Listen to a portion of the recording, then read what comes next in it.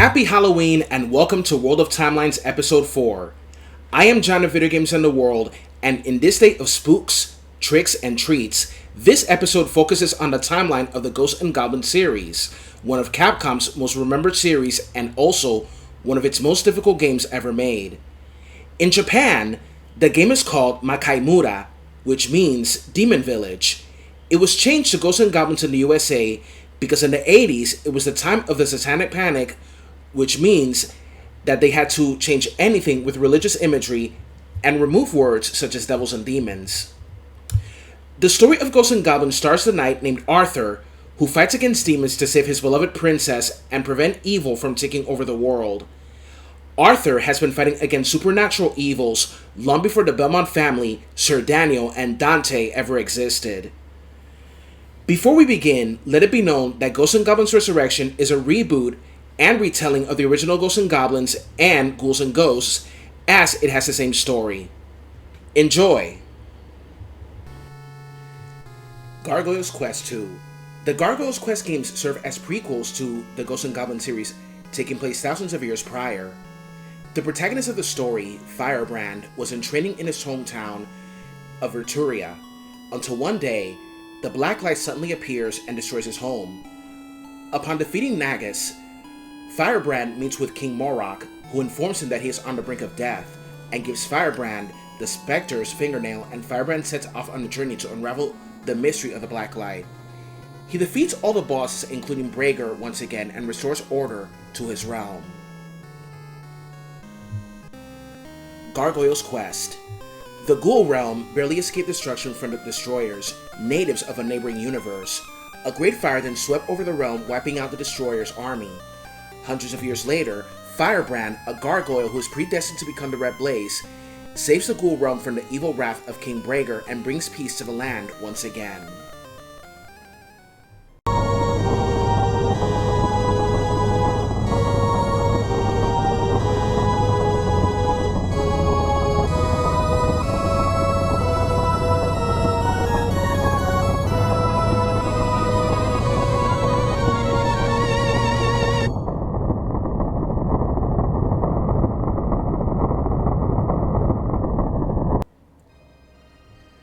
Phalanx. A rival to Firebrand has begun using the Crest's 6 magical stones which preside over their respective elements. Once these crests are combined, the Crest of Infinity will appear, allowing its holder infinite power and the ability to snap half of all life out of existence. No, wait a minute. It allows the holder to conquer all the realms with it.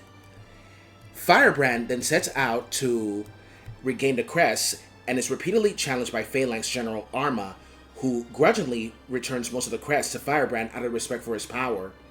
So finally, Firebrand challenges Phalanx and defeats him. Now, this game has 3 different endings. The worst ending has Firebrand killing Phalanx and leaving the demon realm as it falls into complete anarchy. The good ending is where Phalanx seals himself inside the Crest of Heaven and Firebrand hides all the Crests.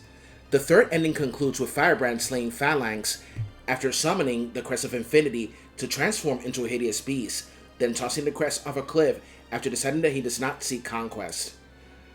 Okay, so we're finally going to the Ghouls N Goblins storyline.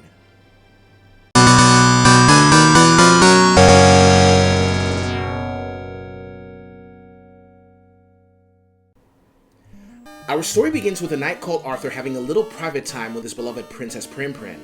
Suddenly, we see Satan capturing the princess, and the brave knight puts on his armor and with his arsenal of weapons, prepares to fight the demons. Now, if you're playing this game, my suggestion, which is the same as the Angry Video Game Nerds, is the following 3 simple rules. Number 1, get the knife. Number 2, get the knife. Number 3, get the knife.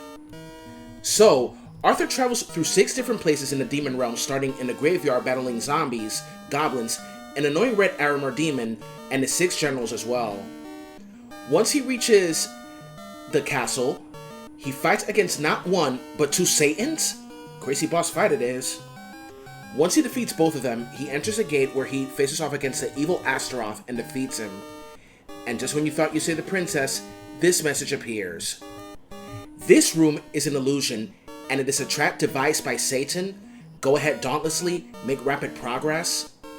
Which means Arthur must do it all over again and obtain a magic shield once he gets there. Once he defeats Astaroth again, Princess Prin is saved and the kingdom is at peace.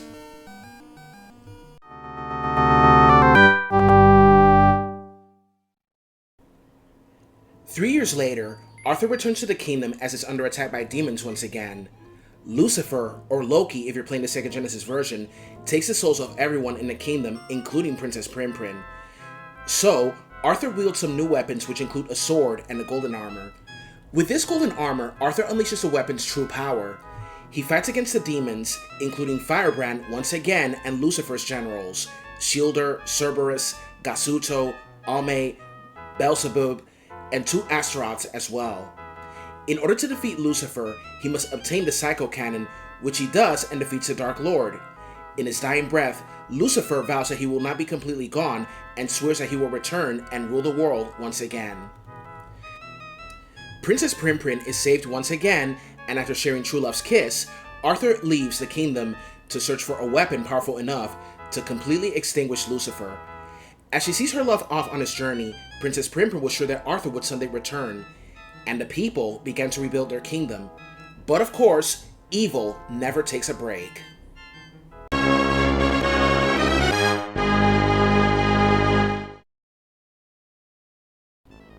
Four years have passed, and people celebrate the kingdom's reconstruction.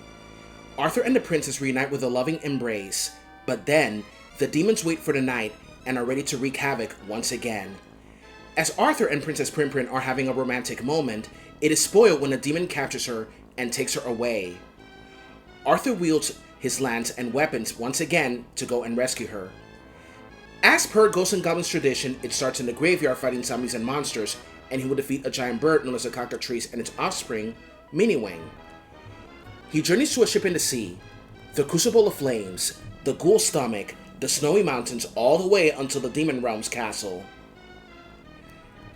Arthur learns from Prin that to save her, he must obtain the Goddess Bracelet, which he hid before being captured. As per tradition, he ends up all the way back to square one and defeats the generals again until he reaches a castle and defeats both Astaroth and Nabaroth, until he finally confronts the evil demon lord, Sardius. Arthur succeeds in defeating the evil Sardius and saves the princess yet again. If he was smart, he will tell her to stop getting captured, for Christ's sake. Ultimate Ghouls N Goblins. The demon realm seeks to mix their blood with that of the royal family in order to rule the world of humans. The legendary knight Arthur has time and time again put a stop to their devious plans. This time, the demon realm has become the home of a new ruler who is more ruthless and eviler than anyone that has ruled it before him. So, the princess is captured once again, and Arthur journeys once again into the demon realm to save her. As Arthur journeys into the demon realm, he must collect all the golden rings to fight and defeat the Dark Astaroth, and then the new ruler, who is none other than Hades himself. And finally, Arthur triumphs against Hades, and the princess has finally been rescued. All's well that ends well. And that is all for the timeline of Ghouls N Goblins. This episode is a Halloween-themed episode. The Ghouls N Goblins series is memorable for its challenging gameplay, cartoonish themes mixed with horror, and touching on the theme of bravery and heroism. This is John of Video Games in the World, and thank you for tuning into World of Timelines. Until next time, happy Halloween.